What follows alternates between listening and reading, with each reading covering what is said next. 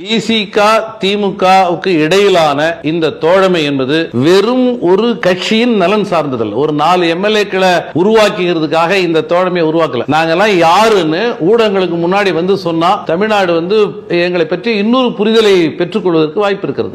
ஏராளமான வழக்குகளை சுமந்து கண்டதும் சுட உத்தரவு பிறப்பிக்கப்பட்ட களத்தில் நின்று போராடி இன்னைக்கு உங்க முன்னாடி நான் நின்றுட்டு இருக்கிறேன். சற்றேறக்குறைய கடலூர் மாவட்டத்தில் மட்டுமே 30க்கும் மேற்பட்ட வழக்குகள். என்னுடைய உயிருக்கு அச்சுறுத்தல் இருப்பதாக சொல்ல சற்றேறக்குறைய 7 ஆண்டு காலம் தமிழக அரசு எனக்கு பிஎஸ்ஓ ஒரு பாதுகாப்பு 2 அதிகாரிகள் என்னோட இருந்தாங்க. இப்படிப்பட்ட களங்களை கடந்து வந்திருக்கிறோம். இன்னைக்கு திமுகவோடு வைத்திருக்கிற இந்த அரசியல் உறவு என்பதை மரியாதைக்குரிய தலைவர் எழுச்சி தமிழ் எவ்வாறு பார்க்கிறாங்கன்னா, தேசத்தின் நலன், இன்னைக்கு தேசத்தினுடைய நலனுக்கு ஒரு மிகப்பெரிய ஆபத்து இருக்கிறது. அது விடுதலை போராட்டத்தின் போது இருந்த அணிதிரட்சியை விட ஒரு வலுவான அணிதிரட்சி இன்னைக்கு தேவைப்படுது. ஒட்டுமொத்த அரசமைப்பு சாசனத்தை நீர்த்து போக செய்கிற வெறுப்பு அரசியலின் மூலமா ஒரு மிகப்பெரிய உள்நாட்டு யுத்தத்தை மூட்டிவிடக்கூடிய மிக மோசமான சக்திகள் இன்னைக்கு வலிமையா வந்திருக்காங்க. நரசிம்ம வராகி படைன்னு ஒரு படையை நான் அமைக்க போறேன் அப்படின்னு சொல்லிட்டு பவன் கல்யாண் வந்து இன்னைக்கு சொல்றாரு. எதுக்காகனா சனாதனத்தை பாதுகாக்க. சனாதனம் என்கிற சொல் மதத்தை குறிப்பதுன்னு சொல்லி இவங்க பொய்யா திருப்பி பார்த்து சொல்றாங்க. அது மதத்தை குறிப்பதல்ல. சனாதனம் என்கிற சொல்லு ஒரு குறியீடா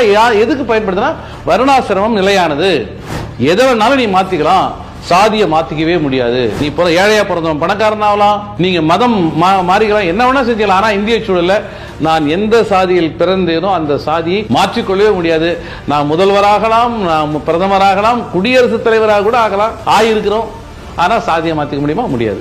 அது நிலையானது. ஏன்னா அது முன்பிறவியினுடைய சாபம் என்று சொல்லுகிற வருணாசிரம தர்மம் என்பது நிலையானது என்பதை சுட்டி காட்டுகிற ஒரு கருத்தியலாக தான் சனாதனம் என்கிற சொல்லை நாங்க பயன்படுத்துறோம். ஆனா அது அப்படியே திருச்சி சனாதனம் என்பது ஒரு மத நம்பிக்கை குறிக்குது, அதை நாங்க காப்பாற்றுறதுக்கு வராகி படை அமைக்க போறோம் சொல்லக்கூடிய கேலி கூத்துகள் எல்லாம் தமிழ்நாட்டில் அரங்கேறவில்லை அப்படின்னு சொன்னா அதற்கு காரணம், அதற்கு அரணாக இருக்கிற கருத்தியல் அரணாக இருப்பது திமுக. திமுகவோடு எங்களுக்கு பல்வேறு விதமான கோரிக்கைகள் இருக்கிறது. இன்னும் சொல்ல போனால் மிக ஆழமான தோழமை சார்ந்த பல விமர்சனங்கள் இருக்குது. இதை ஒரு இயல்பாக வெளிப்படையா நம்ம பகிர்ந்து கொள்ள முடியாம திமுக விமர்சனம் பண்ணா உடனே கூட்டணி உடைக்க போறோமா, திமுக ஆதரிச்சா திமுகவுக்கு சொம்பு தூக்குற போறோம். இந்த கருத்துரையாடலையே வந்து ரொம்ப மலினப்படுத்தி பார்க்கிற ஒரு அரசியல் போக்கு இங்க இன்னைக்கு தமிழ் சூழல்ல மிக ஒரு சாமானிய கடைசி மனிதனாக இருந்து அங்கிருந்து ஆயிரம் வலிகளை சுமந்து ஒரு படியா நகர்ந்து ஒரு சுயம்புவா தன்னை தானே செதுக்கி கொண்ட ஒரு தலைவர் மரியாதைக்குரிய அண்ணன் திருமாவளவன். இப்படிப்பட்ட ஒரு